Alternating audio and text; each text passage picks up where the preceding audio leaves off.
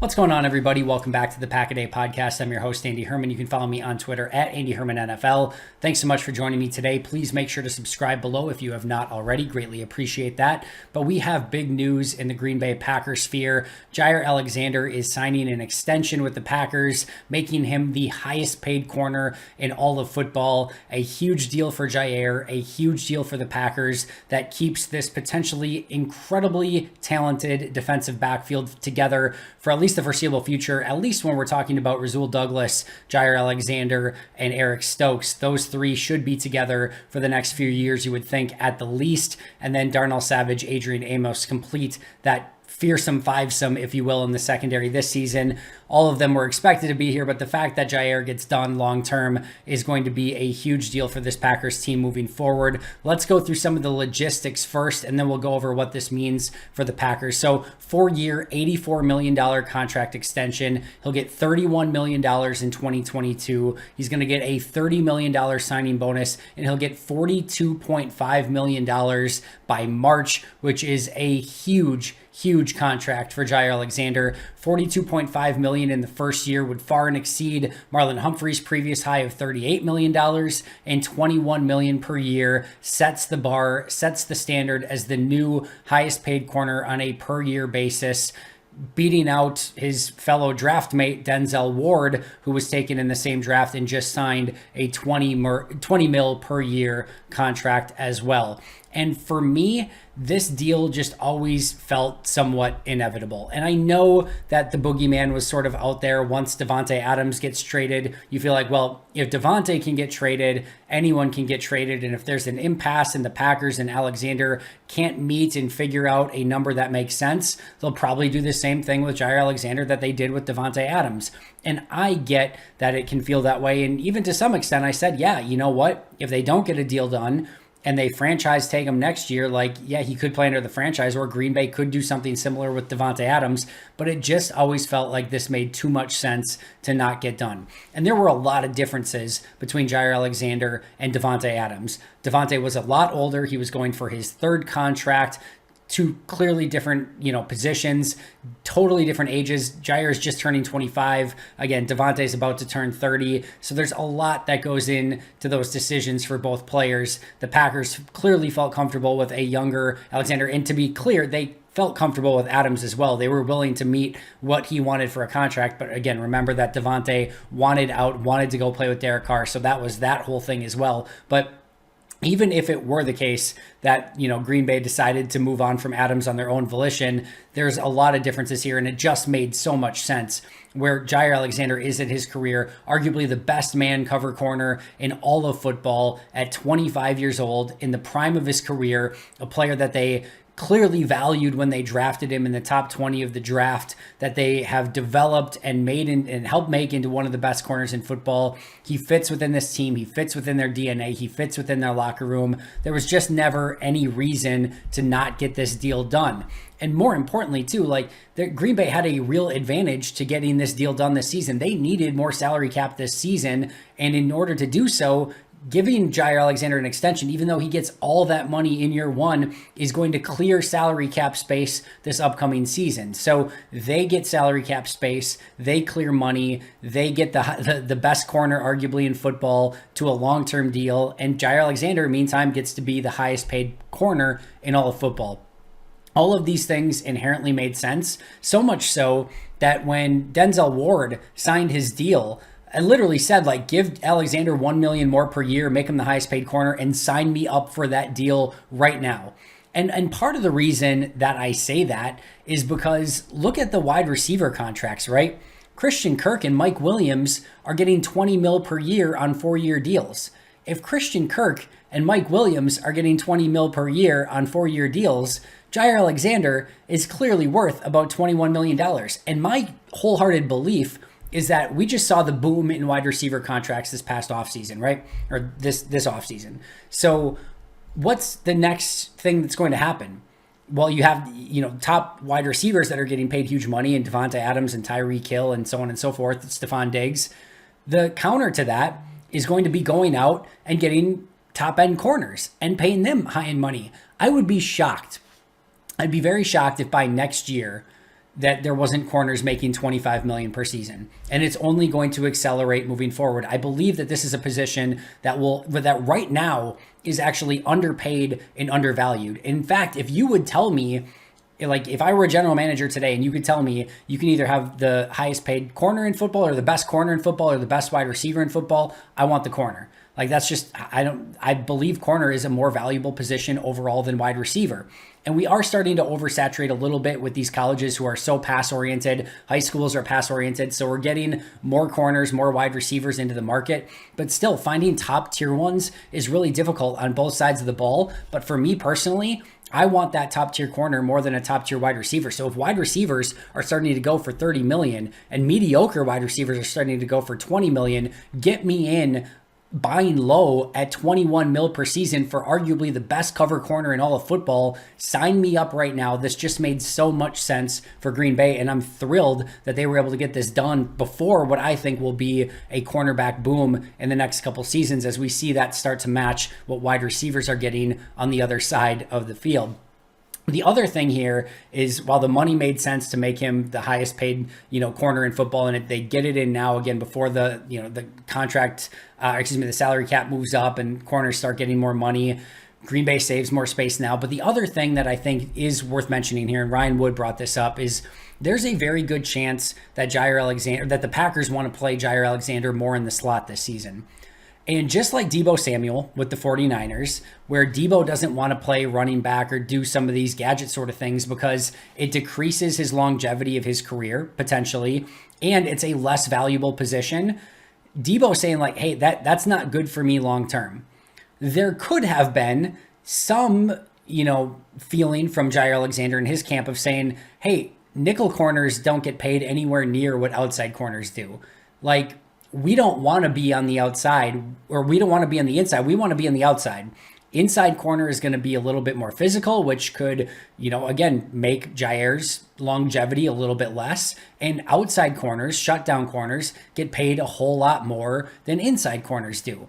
So by giving him this huge, highest paid corner contract in football now, Green Bay can say, hey, we're making you the highest paid corner. It doesn't matter whether you're inside or outside, you're going to be the highest paid guy no matter what. Now, long-term, Jaire and his camp could still say, hey, this is still going to decrease my longevity, and it's not something I want to do long-term, but I don't think Green Bay has a ton of interest. Like, I think they're going to be in lockstep with Jaire's camp. I don't think they have a ton of interest in him being just a slot corner where he's going to be coming down and tackling, guys like Derrick Henry over and over and over again. That doesn't do Jaire any favors. That doesn't do the Packers defense any favors. Yes, he will be in the slot, but it is probably going to be in the slot on more obvious passing downs, which then Jaire doesn't care who he's covering or why he's covering them or what position he's lining up in. He just wants to go and cover that guy and be the best shutdown man corner in football, which we know he can be. And then it makes just more sense. And again, if they've already paid him as the highest paid corner in football, then all of that stuff logistically just sort of works itself out. So I do think there were just way too many reasons for this deal to get done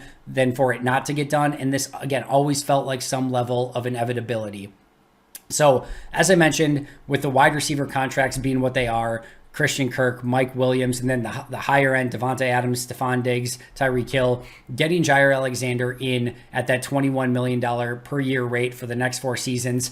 I believe in a couple years, we are going to look at this deal and feel like Green Bay got a major steal for the 25-year-old Jaire Alexander, who already showed he was all-pro caliber at corner. Yes, he's coming off of injury. I'm not concerned over it. He hasn't had any long-term injury concerns. I think he will pick up exactly where he left off as one of the best corners in all of football, if not the best cover corner in all of football. So that also gives Green Bay some longevity at the position, right? It is crazy to think that Jaire Alexander just turned 25 years old and Eric Stokes is only 23 years old. Those could be the Packers corners for the long-term foreseeable future, like 6-7 years if they wanted it to be and continue to extend those two players. There's a legit option that Green Bay has given themselves two of the best starting corners in the league for 5, 6, 7 years. Like, we'll see what happens, and these contracts can turn in a blink of an eye, and players can decline in a blink of an eye, so you never quite know. But to have two corners of their caliber at ages 23 and 25 that can play outside, Jaire can play inside, that can man cover, that can zone cover. It is an embarrassment of young, talented riches at that position. That's not even mentioning Rasul Douglas as cornerback number 3. I still think they need to develop some depth there, but man, the young talent at that position at the top end is incredible. And there's not a team in football that has two corners under the age of 25 or 25 or under like Jaire Alexander and Eric Stokes. So an embarrassment of young riches at that position for the Packers. So that brings up the next question, right? Of, all right, so Green Bay was able to save some money, probably around $6 million, but we won't know for sure until the full details of that contract come out. Green Bay saved some money, so clearly they have a free agent in mind that they want to go sign, right? I doubt it. I really don't think so. I don't think they're going to add a Julio Jones. I don't think they're going to add this top-end player.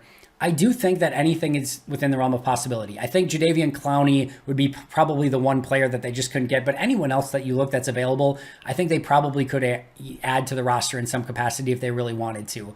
You look at what Jarvis Landry just got, right? It's going to be like $3 million, and if Green Bay wanted to, they could add some void years to that and make it so that it's cheap in the first year.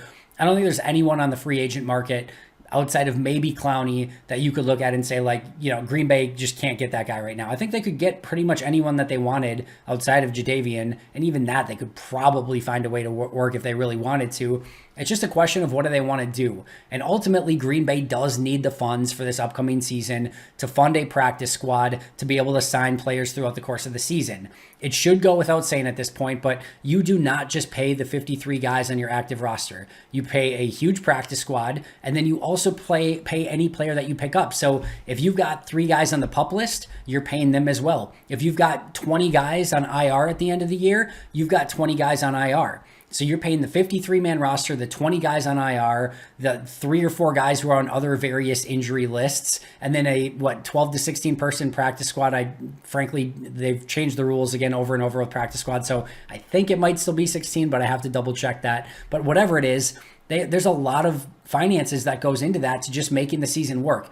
And I know that picking up random players throughout the course of the season and filling a practice squad and being able to sign guys doesn't sound sexy, but it's completely necessary. And it's how they found guys like Rasul Douglas a season ago, or guys like Jared Valdir, guys that they've been able to pick up in season that have been able to help this team in a variety of different ways. So it's going to be something that they need to have resources for. And to me, this is what that does. It clears that money that they have, that slush fund that they can add guys in season. Now, that could mean that a wide receiver comes available during the trade deadline and they want to go out and get that guy.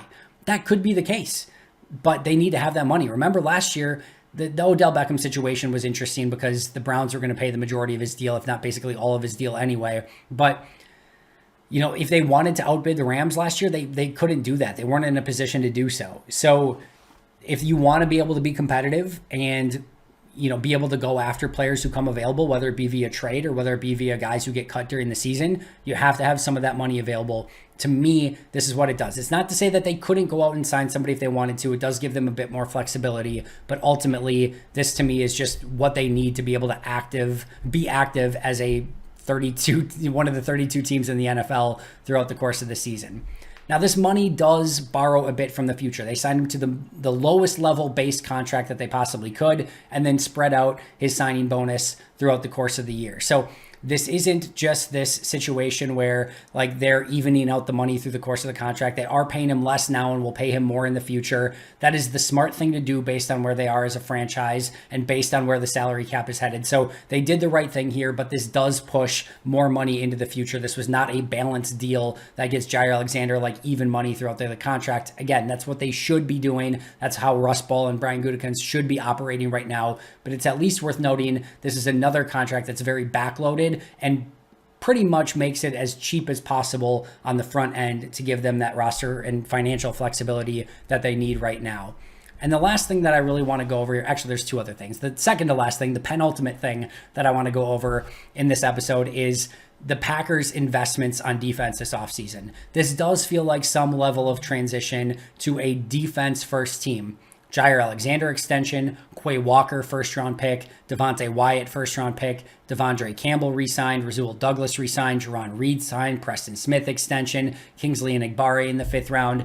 There is a influx of talent and really, more importantly, a lot of resources that were put to making sure that this defense stayed good and actually became better as well. Now, the proof will be in the pudding and just how good they are this upcoming season. But Green Bay put a ton, and I mean a ton of resources into their defense this offseason. They should be one of the best defensive teams in football. They're going to go out and have to do that Sunday in and Sunday out, or Monday, Thursday, whatever. But you get my point. They're going to have to prove that on the field. But you love to see the talent and the overall resources that they put into potentially making this one of the best defenses in football. And last but not least, I talked about this briefly sort of at the beginning, but there's been some buzz that this was like a decision of Jaire Alexander or DeVante Adams. Like they couldn't have done both of these deals. That's just categorically untrue. They could have easily made the decision to sign both DeVante Adams and Jaire Alexander to long-term deals.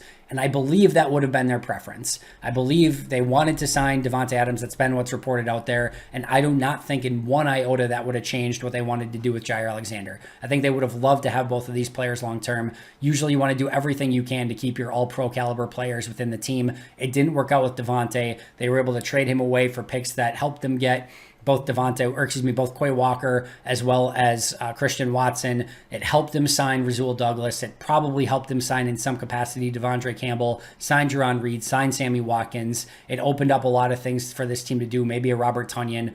So that helped them to build this team in a more organic capacity that has more depth and more talent spread throughout the team rather than just DeVante at one position. So I don't think this was an either or. I think they could have had both. It just didn't work out that way. And either way, Green Bay has a lot of talent and a lot of depth on this team that I don't think they always had a season ago. I think there's still some ways that Green Bay can improve this roster, but one way you can always improve your roster is by keeping your best possible players. They did that with signing Jaire Alexander to an extension and keeping him in the fold for the next 4 seasons.